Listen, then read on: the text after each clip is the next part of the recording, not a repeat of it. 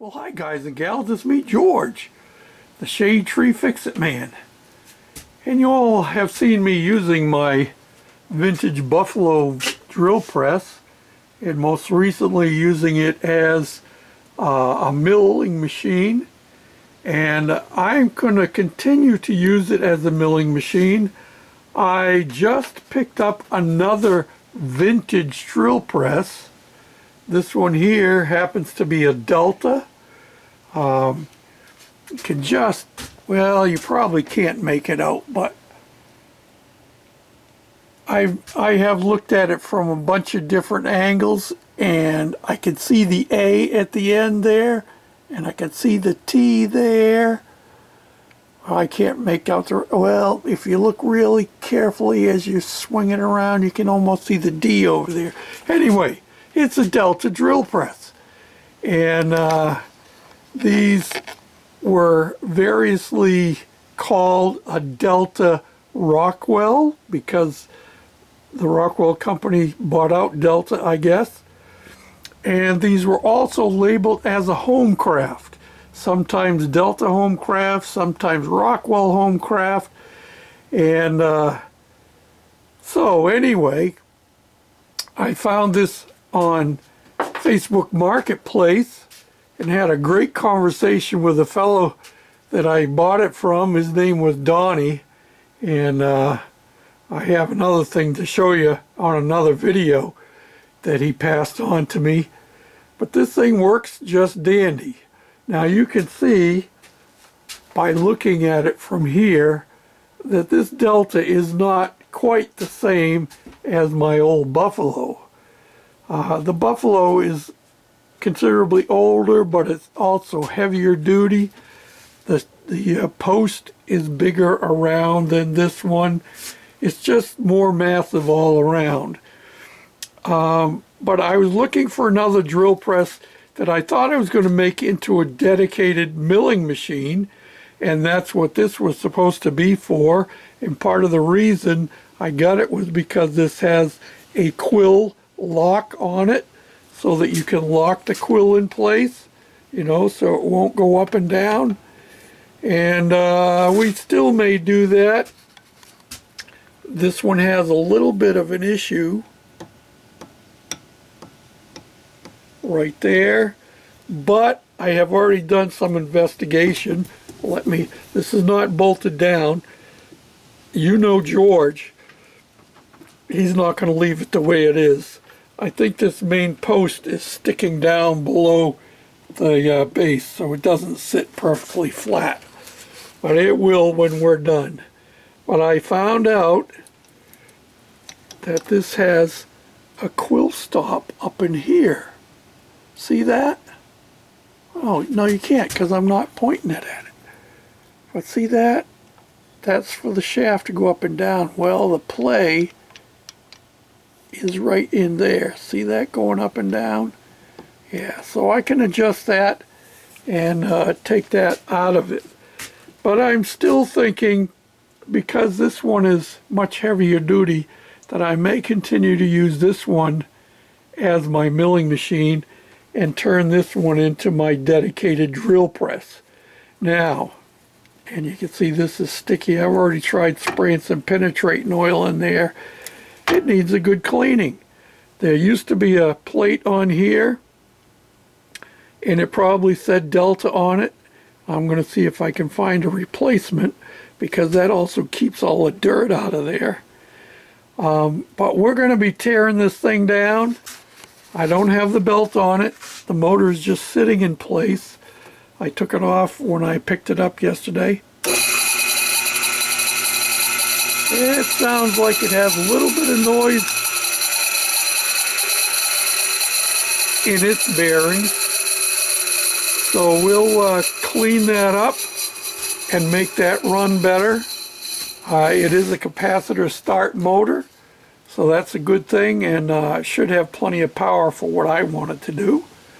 So yeah, that's my next project, cleaning this up. Now, you'll probably remember, and eventually I will bolt it down, you probably will remember that I had my 6-ton press set up in here.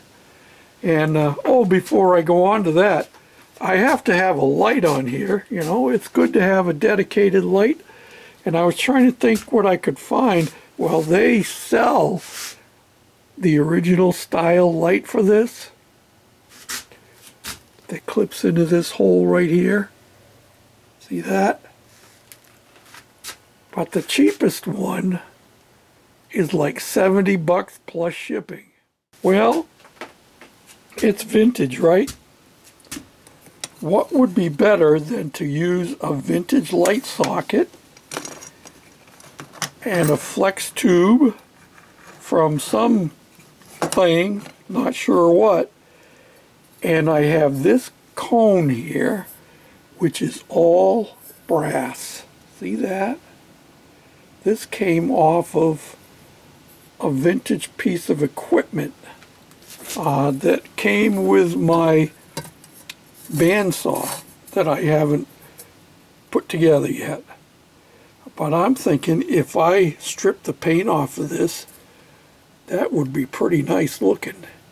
And we'd mount our light socket up inside there. Maybe I'll paint the inside white, we'll see. And then with that, with this piece here, I can mount this right up in here, like that, and have my light hanging down here, like that. So that would give me plenty of light. So that's what I'm thinking anyway, you know, use what you got, run what you brung. And I'm starting to get a few vintage tools hung up on the wall behind the drill press that I already had, but now I've got more room, so we're going to put up some of these vintage Ford script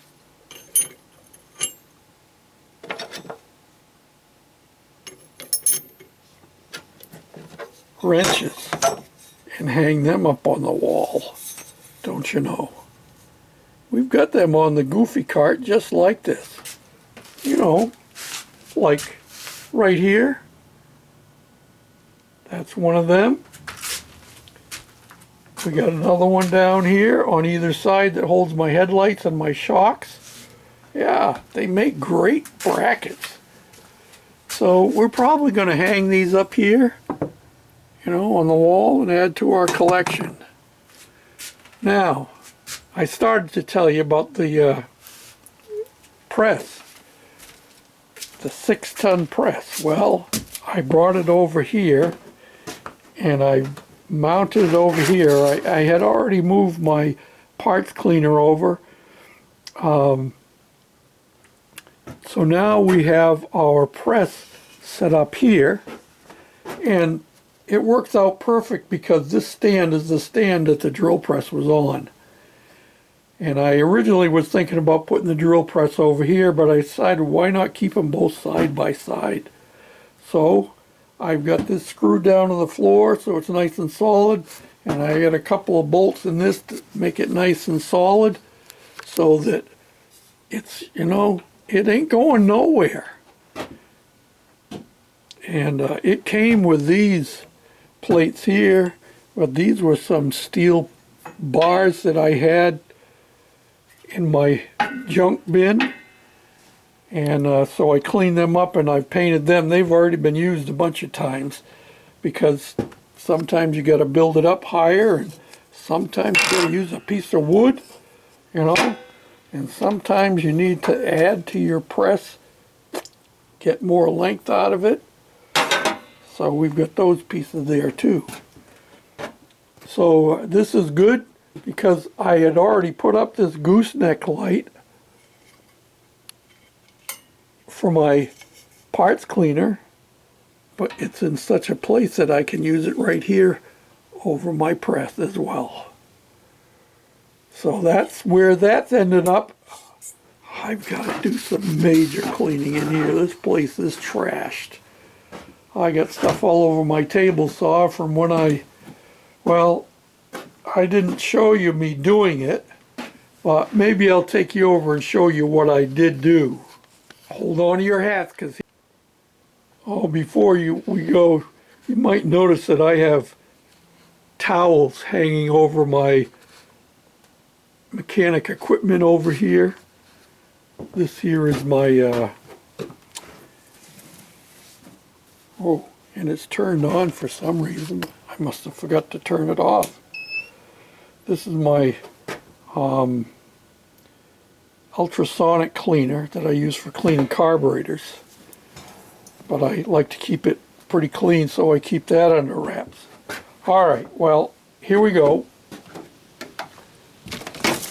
I had to dig a trench the other day, and I didn't video it because I knew it was going to be a lot of work, and the old man had to save his energy for doing the job.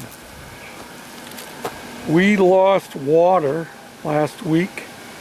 This is my well pump head here, pump house. Got to make a new top for that. And I had the well company come. Some of y'all will remember that I had a new well put in last year. And there it is down there. And I was afraid that I had a problem with my well. The pump is 500 feet down in the ground. Well, they came and checked it out, and they determined that the problem was with the wiring to my pressure switch that's in there from inside the house. And it goes down and was buried in the ground, went down underneath the footer for the foundation and came over here. This conduit here on the left is the one that I put in on Saturday. And I had to dig a trench all the way across here. And it comes up here and goes in the house here. I've got to silicone my plug back in place there. And so I had to dig that all up, and of course I had to fill it back in. Was really glad for my little bucket loader skid steer. The other conduit on the right there is the one that actually goes down in the ground and goes all the way down there to my well. Well, the way this had worked out, boy, I'll tell you what, I'm glad we had this door put in. If those guys had to crawl the length of the house to test the wiring, they would not have been happy campers. And George wouldn't have been a happy camper. But the fact is, and I haven't got a light over here at the moment, so you can't see too much. But you see this wire right here? That was hanging down about 3 feet. There's a piece I cut off. And the original one came up through the ground. Well, it's still there. And it went over to a junction box over there. And whoever had wired it in just had a nail through the junction box, not nailed in tight to the joist, but hanging off of that nail. And they had no wire nuts on it. They had just twisted them and put electrical tape on. Hoo-wee. But anyway, they determined that one of the legs of that wire going down there into the ground had gone bad, and that's why we lost power to our well. So, well, that's why I had to dig a trench across here, and you can see some of the loose dirt right in there.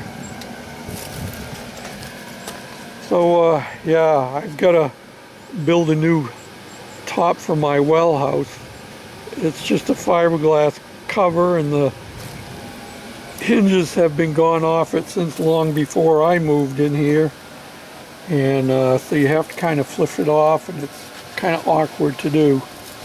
So one of these days you might see me building this, and you might not. I might just do it and show you the aftermath. But that's what I'm up to today.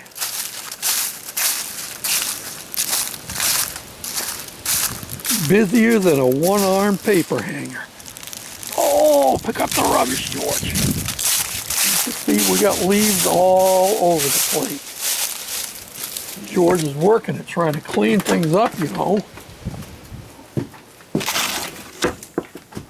The faster I go, the behinder I get. So that's where we are today. I believe this is November the 20th, 2024. So hold on, we're going to be doing a restoration or a cleanup. We won't call it a restoration, but we'll be doing a cleanup on this vintage Delta bench drill press. And we'll clean it, paint it, mount it down solid, and so we'll have a usable drill press right next to our usable milling machine. Oh, well, you saw me using this cross slide, this one here, you know, which goes like that and goes like that. Well, hold on your hats. Here we go. I decided as long as I'm going to be doing some milling, I wanted to have a good milling table. This one's much smoother.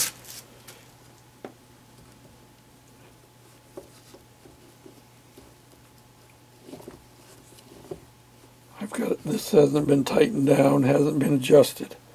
But it seems to work pretty smoothly, and like I said, I need to tighten some things up. But that's going to go on there in place of the other cross slide, and we'll have both of them available for use. So until next time, this is George, the Shade Tree Fix-It Man, in a big mess. I don't know how much more I can put in this little shop. Getting pretty packed in. Oh, one more thing. Some of you may remember my big Powercraft 10-inch bench grinder. Well, it quit working on me. I took it apart and tried to figure out the problem, and I couldn't find it.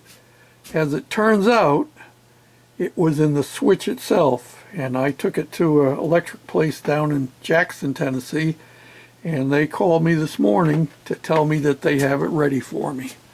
So hopefully that'll be coming back next week. Oh, and here's another project. Yeah, I try not to let too much moss grow. This is my new engine stand.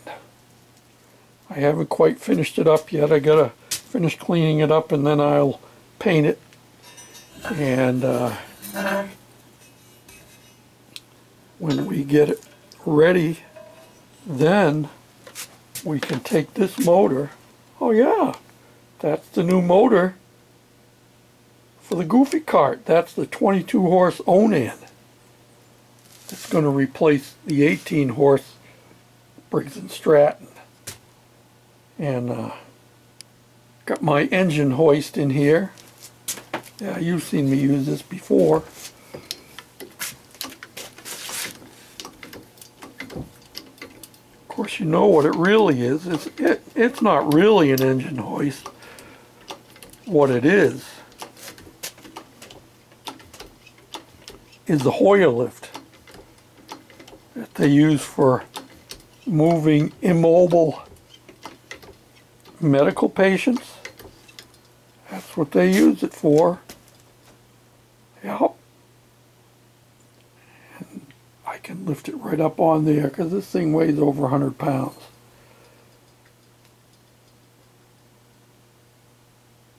Nice piece of equipment. You saw me using it to put the present motor in the Goofy cart. Yes, sir. Okay, now I'm done babbling. I really am. Till next time, hope you all are having a great week. And keeping busy, keeping warm. Starting to get chilly here, only in the 50s today. Till next time, this is George, Shade Tree Fix-It Man, saying thanks for watching, commenting, subscribing, thumbs up, sharing, all them good things. Bye for now. Oh, and don't forget, I got to keep up with my model building too, you know. When was the last time you saw a dragster with dual rear wheels and an Allison engine? They actually made them like this back in the 60s and 70s. This is a sort of replica.